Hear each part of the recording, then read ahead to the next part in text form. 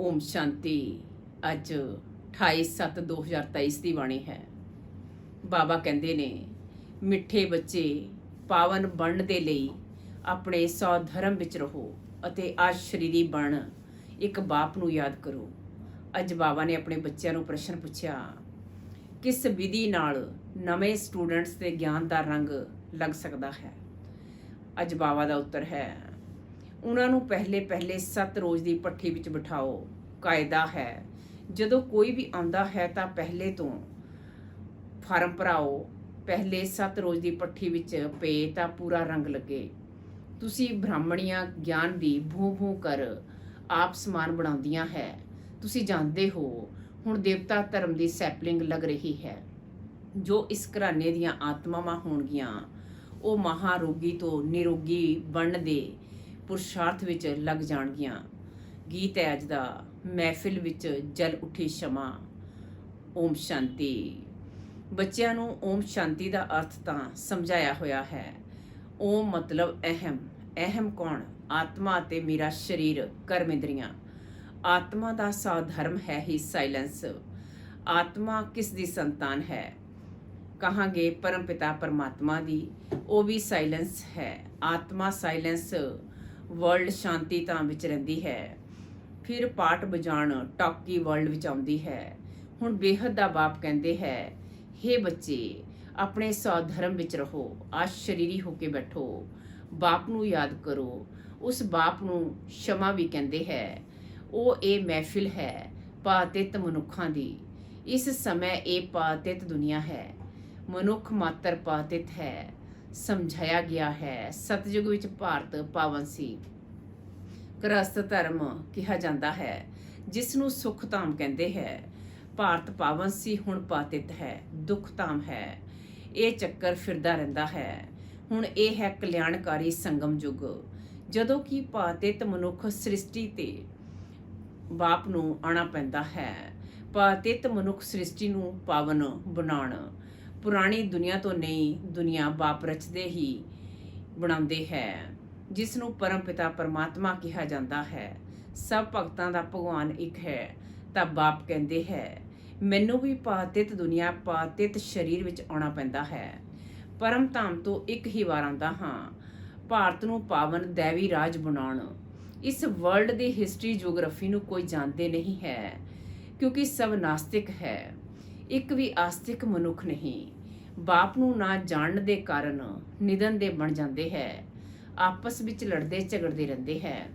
ਘਰ ਘਰ ਵਿੱਚ ਕਿੰਨੀ ਅਸ਼ਾਂਤੀ ਹੈ। ਸਤਯੁਗ ਆਦਿ ਵਿੱਚ ਵਨ ਆਲਮਾਈਟੀ ਦੇ ਦੇਵੀ ਰਾਜ ਦੇਵਤਾ ਰਾਜ ਸੀ, ਸੁਖ ਧਾਮ ਸੀ। ਫਿਰ ਦੁੱਖ ਧਾਮ ਕਿਵੇਂ ਬਣਿਆ, ਇਹ ਕੋਈ ਨਹੀਂ ਜਾਣਦੇ।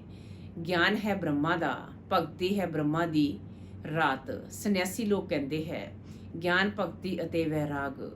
ਹੁਣ ਉਹ ਤਾਂ ਘਰ-ਬਾਰ ਛੱਡ ਜੰਗਲਾਂ ਵਿੱਚ ਚਲੇ ਜਾਂਦੇ ਹੈ। ਵੈਰਾਗ ਆ ਜਾਂਦਾ ਹੈ। ਉਹ ਹੈ ਰਜੋਗੁਣੀ ਸੰਨਿਆਸ। ਇਹ ਹੈ ਸਤੋ ਪ੍ਰਧਾਨ ਸੰਨਿਆਸ। ਇਸ ਪਾਪ ਆਤਮਾਵਾਂ ਦੀ ਦੁਨੀਆ ਵਿੱਚ ਇੱਕ ਵੀ ਪੁੰਨਿਆ ਆਤਮਾ ਨਹੀਂ। ਤਾਂ ਇਹ ਖੇਲ ਸਾਰਾ ਭਾਰਤ ਤੇ ਹੈ। ਭਾਰਤ ਸੋਨੇ ਦੀ ਚਿੜੀਆ ਸੀ। ਭਾਰਤ ਵਿੱਚ ਸੋਨੇ ਅਤੇ ਹੀਰੇ ਬਹੁਤ ਅਥਾਹ ਹੈ। ਸੋਨੇ ਦੇ ਮਹਿਲ ਬਣਦੇ ਸੀ ਅਤੇ ਹੀਰੇ ਜਵਾਹਰਾਤਾਂ ਦੀ ਜੜਤ ਹੁੰਦੀ ਸੀ। ਹੁਣ ਤਾਂ ਭਾਰਤ ਕੌਡੀ ਵਰਗਾ ਬਣਿਆ ਹੋਇਆ ਹੈ। ਫਿਰ ਉਹਨਾਂ ਨੂੰ ਹੀਰੇ ਵਰਗਾ ਬਾਪ ਹੀ ਬਣਾਉਂਦੇ ਹੈ। ਤੁਸੀਂ ਜਾਣਦੇ ਹੋ, ਅਸੀਂ ਮਨੁੱਖਾਂ ਤੋਂ ਦੇਵਤਾ ਬਣ ਰਹੇ ਹਾਂ। ਹੁਣ ਉਹ ਬਾਪ ਪਾਤਿਤਾਂ ਦੀ ਮਹਿਫਿਲ ਵਿੱਚ ਆਏ ਹੈ। ਮਨੁੱਖ ਸਮਝਦੇ ਹੈ ਪਾਤਿਤ ਪਾਵਨੀ ਗੰਗਾ ਹੈ, ਇਸ਼ਨਾਨ ਕਰਨ ਜਾਂਦੇ ਹੈ। ਫਿਰ ਵੀ ਕੋਈ ਪਾਪ ਆਤਮਾ ਤੋਂ ਪੁੰਨਿਆ ਆਤਮਾ ਨਹੀਂ ਬਣਦੇ। ਫਿਰ ਸਾਲ ਬਾਈ ਸਾਲ ਜਾ ਕੇ ਇਸ਼ਨਾਨ ਕਰਦੇ ਹੈ। ਇਸ ਸਮੇਂ ਕੋਈ ਵੀ ਪਾਵਨ ਨਹੀਂ ਹੈ। ਜਦੋਂ ਤੱਕ ਪਾਵਨ ਬਣਾਉਣ ਵਾਲਾ ਬਾਪ ਨਾ ਆਏ, ਉਦੋਂ ਤੱਕ ਪਾਵਨ ਬਣ ਨਾ ਸਕਦੇ। ਪਾਵਨ ਬਣਾਉਂਦੇ ਹੈ ਗੀਤਾ ਦਾ ਭਗਵਾਨ। ਉਹ ਭਗਵਾਨ ਤਾਂ ਸਭ ਆਤਮਾਵਾਂ ਦਾ ਬਾਪ ਇੱਕ ਹੀ ਹੈ। ਇਵੇਂ ਨਹੀਂ ਕਿ ਸਭ ਭਗਤ ਭਗਵਾਨ ਹੈ ਅਤੇ ਸਰਵਿਆਪੀ ਭਗਵਾਨ ਹੈ। ਇਹ ਤਾਂ ਭਗਵਾਨ ਦੀ ਗਲਾਨੀ ਕਰਦੇ ਹੈ। ਇਸ ਲਈ ਜਦਾ ਹੀ ਧਰਮਸਯ, ਇਹ ਭਾਰਤ ਦੇ ਲਈ ਹੀ ਗਾਇਆ ਹੋਇਆ ਹੈ।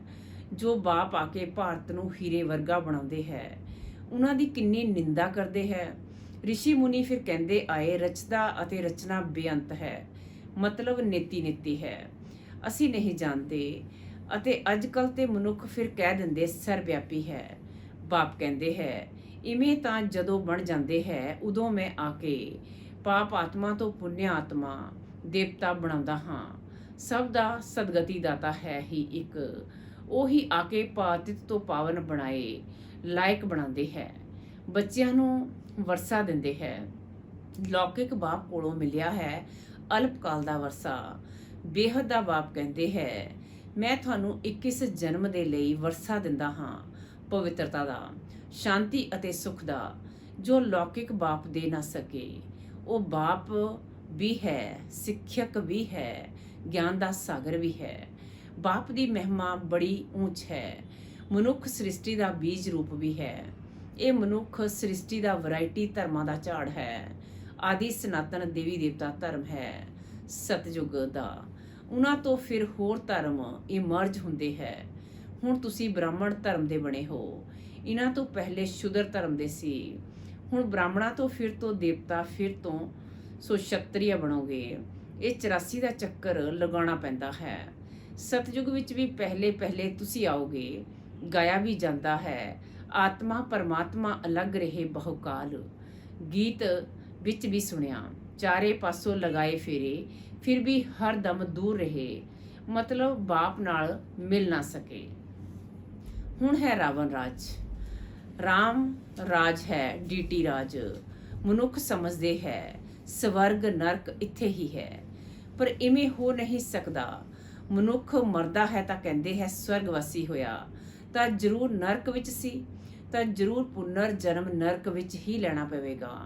ਮਨੁੱਖ ਦੀ ਤਾਂ ਅਨੇਕ ਮਤਾਂ ਹੈ, ਇੱਕ ਨਾ ਮਿਲੇ ਦੂਸਰੇ ਨਾਲ। ਅਨੇਕ ਤਰ੍ਹਾਂ ਦੀਆਂ ਦਵੈਤ ਮਤਾਂ ਹੈ। ਆਧਾ ਕਲਪ ਵਿੱਚ ਹੁੰਦੀ ਹੈ ਦੈਵੀ ਮਤ, ਹੁਣ ਹੈ ਆਸੁਰੀ ਮਤ।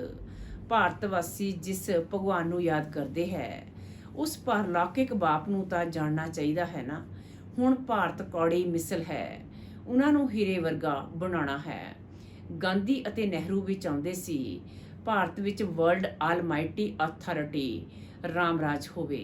ਸਮਝਦੇ ਹੈ ਕਿਸੇ ਸਮੇਂ ਭਾਰਤ ਵਿੱਚ ਸੀ, ਹੁਣ ਨਹੀਂ ਹੈ, ਇਸ ਲਈ ਰਾਮਰਾਜ ਦੀ ਕੋਸ਼ਿਸ਼ ਕਰਦੇ ਹੈ, ਪਰ ਇਹ ਕਿਸੇ ਮਨੁੱਖ ਦੇ ਹੱਥ ਵਿੱਚ ਨਹੀਂ ਹੈ। ਤੁਸੀਂ ਹੋ ਬ੍ਰਾਹਮਣ ਪ੍ਰਜਾਪਿਤਾ ਬ੍ਰਹਮਾ ਦੀ ਸੰਤਾਨ, ਨਿਰਾਕਾਰ ਆਤਮਾਵਾਂ ਹੈ, ਪਰਮ ਪਿਤਾ ਪਰਮਾਤਮਾ ਦੀ ਸੰਤਾਨ। ਵਰਸਾ ਹੈ ਬ੍ਰਹਮਾ ਕੁਮਾਰ ਕੁਮਾਰੀਆਂ ਨੂੰ। ਬ੍ਰਹਮਾ ਨੂੰ ਵੀ ਵਰਸਾ ਸ਼ਿਵ ਬਾਬਾ ਤੋਂ ਮਿਲਦਾ ਹੈ। ਇਹ ਵੀ ਭਰਾ ਹੋ ਗਿਆ। ਬੱਚੇ ਸਭ ਹੈ, ਭਰਾ ਤਾਂ ਜ਼ਰੂਰ ਇੱਕ ਬਾਪ ਹੈ ਸਭ ਆਤਮਾਵਾਂ ਦਾ। ਹੁਣ ਤੁਸੀਂ ਬ੍ਰਹਮਾ ਦੇ ਮੁੱਖ ਵੰਸ਼ਾਵਲੀ ਬ੍ਰਾਹਮਣ ਆਪਸ ਵਿੱਚ ਭਰਾ ਭੈਣ ਠਹਿਰੇ। ਤੁਹਾਨੂੰ ਵਰਸਾ ਮਿਲਦਾ ਹੈ ਦਾਦੇ ਦਾ। ਦਾਦੇ ਦੇ ਵਰਸੇ ਤੇ ਸਭ ਆਤਮਾਵਾਂ ਦਾ ਹੱਕ ਹੈ, ਭਾਵੇਂ ਇਸਤਰੀ ਭਾਵੇਂ ਪੁਰਸ਼ ਦਾ ਚੋਲੇ ਵਿੱਚ ਹੈ। ਲੌਕਿਕ ਦਾਦੇ ਦਾ ਵਰਸਾ ਸਿਰਫ ਬੱਚਿਆਂ ਨੂੰ ਮਿਲਦਾ ਹੈ। ਇਹ ਬੇਹੱਦ ਦਾ ਬਾਪ ਹੈ ਨਾ। ਭਾਰਤ ਵਾਸੀਆਂ ਨੂੰ ਸਤਜੁਗ ਤ੍ਰੇਤਾ ਵਿੱਚ ਬੇਹੱਦ ਦੇ ਬਾਪ ਕੋਲੋਂ 21 ਪੀੜ੍ਹੀ ਦਾ ਬਹੁਤ ਸੁੱਖ ਮਿਲਿਆ ਹੋਇਆ ਹੈ। ਤੁਸੀਂ 84 ਦੇ ਚੱਕਰ ਨੂੰ ਹੁਣ ਸਮਝ ਗਏ ਹੋ। ਬਾਪ ਕਹਿੰਦੇ ਹੈ, ਮੈਂ ਗਾਈਡ ਬਣ ਕੇ ਆਇਆ ਹਾਂ, ਤੁਸੀਂ ਸਭ ਨੂੰ ਨਾਲ ਲੈ ਜਾਣ। ਤੁਸੀਂ ਹੀ ਪਹਿਲੇ ਆਏ ਸੀ, ਹੁਣ ਲਾਸਟ ਵਿੱਚ ਵੀ ਤੁਸੀਂ ਹੋ। ਫਿਰ ਪਹਿਲੇ ਤੁਸੀਂ ਹੀ ਮਨੁੱਖ ਤੋਂ ਦੇਵਤਾ ਬਣਨ ਵਾਲੇ ਹੋ।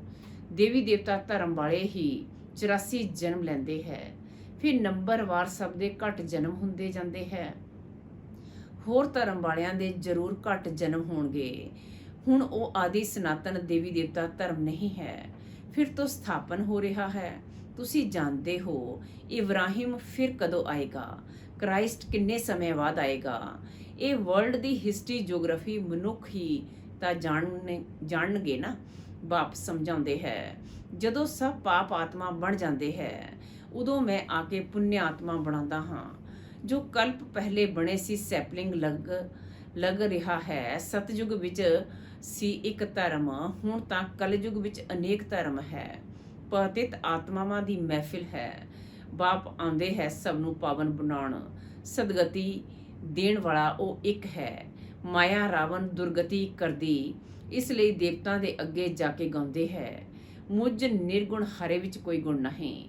ਬਾਪ ਆ ਕੇ ਪਤਿਤ ਤੋਂ ਪਾਵਨ ਬਣਾਏ, ਦੈਵੀ ਗੁਣ ਵਾਲਾ ਬਣਾਉਂਦੇ ਹੈ। ਹੁਣ ਤੁਸੀਂ ਦੈਵੀ ਗੁਣ ਧਾਰਨ ਕਰਦੇ ਜਾਂਦੇ ਹੋ, ਫਿਰ ਭਾਰਤ ਵਿੱਚ ਦੈਵੀ ਰਾਜ ਬਣ ਜਾਏਗਾ। ਹੁਣ ਇਹ ਦੁਨੀਆ ਬਦਲ ਰਹੀ ਹੈ। ਤੁਸੀਂ ਹੋ ਬੇਹੱਦ ਦੇ ਸੰਨਿਆਸੀ। ਉਹਨਾਂ ਦਾ ਹੈ ਹੱਦ ਦਾ ਵੈਰਾਗ, ਇਹ ਹੈ ਬੇਹੱਦ ਦਾ ਵੈਰਾਗ। ਤੁਸੀਂ ਸਾਰੀ ਪੁਰਾਣੀ ਸ੍ਰਿਸ਼ਟੀ ਨੂੰ ਭੁੱਲ ਆਪਣੇ ਬਾਪ ਨੂੰ ਯਾਦ ਕਰ ਬਰਸਾ ਲੈਂਦੇ ਹੋ। ਬਾਪ ਕਹਿੰਦੇ ਹੈ, ਮੈਨੂੰ ਯਾਦ ਕਰੋਗੇ ਤਾਂ ਉਸ ਯਾਦ ਅਤੇ ਯੋਗ ਅਗਨੀ ਨਾਲ ਵਿਕਰਮ ਵਿਨਾਸ਼ ਹੋਣਗੇ, ਫਿਰ ਤੁਸੀਂ ਵਿਕਰਮਾ ਜਿੱਤ ਬਣੋਗੇ। ਬਾਬਾ ਨੇ ਸਮਝਾਇਆ ਹੈ, ਜਦੋਂ ਕਿ 4-5 ਇਕੱਠੇ ਆਉਂਦੇ ਹੈ ਤਾਂ ਫਾਰਮ ਵੱਖ-ਵੱਖ ਭਰਾਓ ਤਾਂ ਪਤਾ ਲੱਗੇਗਾ ਕਿ ਉਹ ਕਿਸ ਧਰਮ ਦਾ ਹੈ। ਅਨੇਕ ਧਰਮ ਅਨੇਕ ਮਤਾਂ ਹੈ ਨਾ, ਦੇਵੀ ਦੇਵਤਾ ਧਰਮ ਵਾਲੇ ਨੂੰ ਹੀ ਤੀਰ ਲੱਗੇਗਾ। ਕਰਾਚੀ ਵਿੱਚ ਹਮੇਸ਼ਾ ਵੱਖ-ਵੱਖ ਸਮਝਾਉਂਦੇ ਸੀ। ਫਾਰਮ ਭਰਨ ਦਾ ਕਾਇਦਾ ਵੀ ਜ਼ਰੂਰੀ ਹੈ। 7 ਰੋਜ਼ ਭੱਠੀ ਵਿੱਚ ਪੈਣਾ ਪਵੇਗਾ ਕਿਉਂਕਿ ਮਹਾਰੋਗੀ ਬਣ ਗਏ ਹੈ। ਬ੍ਰਾਹਮਰੀ ਦਾ ਮਿਸਾਲ, ਤੁਸੀਂ ਬੱਚੇ ਹੀ ਬ੍ਰਾਹਮਰੀਆਂ ਹੋ। ਭੂ ਕਰ ਆਪ ਸਮਾਨ ਬਣਾਉਣਾ ਪੈਂਦਾ ਹੈ। ਦੇਵਤਾ ਧਰਮ ਵਾਲਿਆਂ ਦੀ ਹੀ ਸੈਪਲਿੰਗ ਲੱਗੇਗੀ। ਬੱਚਿਆਂ ਨੂੰ ਜੁਗਤੀਆਂ ਵੀ ਸਿਖਾਉਣੀਆਂ ਹੈ। ਬੋਲੋ 7 ਰੋਜ਼, ਜਦੋਂ ਸਮਝੋ ਉਦੋਂ ਮੁਲਾਕਾਤ ਹੋ ਸਕੇਗੀ ਅਤੇ ਤੁਹਾਨੂੰ ਰੰਗ ਵੀ ਉਦੋਂ ਹੀ ਲੱਗੇਗਾ। ਤੁਸੀਂ ਸਭ ਬ੍ਰਹਮਾ ਕੁਮਾਰ ਕੁਮਾਰੀਆਂ ਹੋ। ਮਨੁੱਖ ਇਨਾ ਵੀ ਨਹੀਂ ਪੁੱਛਦੇ ਇਨੇ ਬ੍ਰਹਮਾ ਕੁਮਾਰ ਕੁਮਾਰੀਆਂ ਕੀ ਹੈ, ਕੌਣ ਹੈ। ਅਰੇ ਪ੍ਰਜਾਪਿਤਾ ਬ੍ਰਹਮਾ ਦੀ ਸੰਤਾਨ ਤਾਂ ਜ਼ਰੂਰ ਬ੍ਰਹਮਾ ਕੁਮਾਰ ਕੁਮਾਰੀਆਂ ਕਹਾਂਗੇ ਨਾ। ਕ੍ਰਿਮੀਨਲ ਅਸੌਲਟ ਹੋ ਨਾ ਸਕੇ, ਇਹ ਹੈ ਰਾਜਯੋਗ। ਗॉडफादरली ਯੂਨੀਵਰਸਿਟੀ ਭਗਵਾਨੂਵਾਚ, ਮੈਂ ਤੁਹਾਨੂੰ ਰਾਜਾਵਾਂ ਦਾ ਰਾਜਾ ਬਣਾਉਂਦਾ ਹਾਂ। ਅੱਛਾ, ਮਿੱਠੇ ਮਿੱਠੇ ਸਿੱਕੀ ਲਦੇ ਬੱਚਿਆਂ ਪ੍ਰਤੀ ਮਾਤ ਪਿਤਾ ਬਾਪ ਦਾਦਾ ਦਾ ਯਾਦ ਪਿਆਰ ਅਤੇ ਗੁੱਡ ਮਾਰਨਿੰਗ। ਰੂਹਾਨੀ ਬਾਪ ਦੀ ਰੂਹਾਨੀ ਬੱਚਿਆਂ ਨੂੰ ਨਮਸਤੇ। ਧਾਰਨਾ ਲਈ ਮੁੱਖਿਆ ਸਾਰ ਨੰਬਰ 1 ਪਰ ਵਿਕਰਮਾ ਜਿੱਤ ਬਣਨ ਦੇ ਲਈ ਸਾਰੀ ਦੁਨੀਆ ਤੋਂ ਬੇਹੱਦ ਦਾ ਵੈਰਾਗ ਕਰ ਇਸ ਨੂੰ ਭੁੱਲ ਇੱਕ ਬਾਪ ਦੀ ਯਾਦ ਵਿੱਚ ਰਹਿਣਾ ਹੈ। ਨੰਬਰ 2 ਬ੍ਰਹਮਰੀ ਮਿਸਲ ਗਿਆਨ ਰੰਗ ਲਗਾਉਣ ਦੀ ਸੇਵਾ ਕਰਨੀ ਹੈ। ਜੁਗਤੀ ਨਾਲ ਮਹਾਰੋਗੀਆਂ ਨੂੰ ਨਿਰੋਗੀ, ਨਾਸਤਿਕ ਨੂੰ ਆਸਤਿਕ ਬਣਾਉਣਾ ਹੈ। ਵਰਦਾਨ ਹੈ ਅੱਜ ਦਾ, ਸਦਾ ਸਾਖਸ਼ੀ ਸਥਿਤੀ ਵਿੱਚ ਸਥਿਤ ਰਹਿ ਨਿਰਲੇਪ ਅਵਸਥਾ ਦਾ ਅਨੁਭਵ ਕਰਨ ਵਾਲੇ ਸਹਿਜ ਜੋਗੀ ਭਵ। ਸਦਾ ਸਾਖਸ਼ੀ ਸਥਿਤੀ ਵਿੱਚ ਸਥਿਤ ਰਹਿ ਨਿਰਲੇਪ ਅਵਸਥਾ ਦਾ ਅਨੁਭਵ ਕਰਨ ਵਾਲੇ ਸਹਿਜ ਜੋਗੀ ਭਵ। ਅੱਜ ਬਾਬਾ ਆਖਦੇ ਨੇ, ਜੋ ਦੇਹ ਦੇ ਸੰਬੰਧ ਅਤੇ ਦੇਹ ਤੋਂ ਸਾਖਸ਼ੀ ਮਤਲਬ ਨਿਆਰੇ ਹੈ, ਉਹ ਇਸ ਪੁਰਾਣੀ ਦੁਨੀਆ ਤੋਂ ਵੀ ਸਾਖਸ਼ੀ ਹੋ ਜਾਂਦੇ ਹੈ। ਉਹ ਸੰਪਰਕ ਵਿੱਚ ਆਉਂਦੇ ਹੋਏ ਦੇਖਦੇ ਹੋਏ ਵੀ ਸਦਾ ਨਿਆਰੇ ਅਤੇ ਪਿਆਰੇ ਰਹਿੰਦੇ ਹੈ। ਇਹ ਸਟੇਜ ਹੀ ਸਹਿਜੋਗੀ ਅਨੁਭਵ ਕਰਾਉਂਦੀ ਹੈ। ਆਤਮਾ ਨਿਰਲੇਪ ਨਹੀਂ ਹੈ, ਪਰ ਆਤਮ ਅਭਿਮਾਨੀ ਸਟੇਜ ਨਿਰਲੇਪ ਮਤਲਬ ਮਾਇਆ ਤੇ ਲੇਪ ਅਤੇ ਆਕਰਸ਼ਣ ਤੋਂ ਪਰੇ ਹੈ। ਇਸ ਅਵਸਥਾ ਵਿੱਚ ਰਹਿਣ ਵਾਲੇ ਮਾਇਆ ਦੇ ਬਾਰ ਤੋਂ ਬਚ ਜਾਂਦੇ ਹੈ।